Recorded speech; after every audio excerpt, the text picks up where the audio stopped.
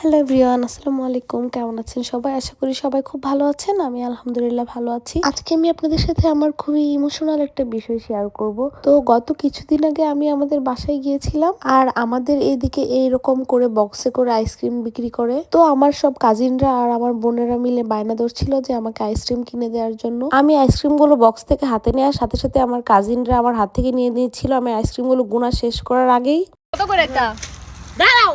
তো আপনারা খেয়াল করবেন যে আমার হাত থেকে সবাই নিয়ে নিচ্ছিল, আমি কিছু বলতে পারতেছিলাম না। কিন্তু আরিয়া যখনই আমার হাত থেকে নিতে আসছিল, আমি মানে মনের ভুলে কিভাবে ওকে এমন একটা ধমক দিয়ে আমার এত খারাপ লাগছিল এখন ভিডিওটা দেখার পরে। ও দৌড়ে এখান থেকে চলে যায়, আমি সবাইকে আমার হাত থেকে আইসক্রিমগুলো দিচ্ছিলাম।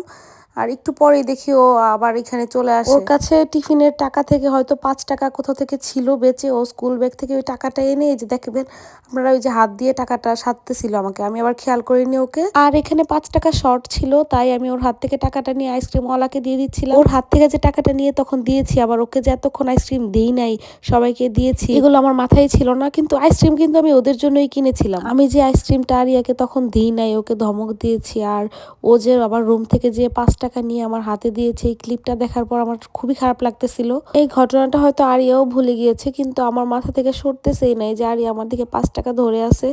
এই বিষয়টা জাস্ট আমি মাথা থেকে সরাইতেই পারতেছি না, এত অপরাধবোধ লাগতেছে।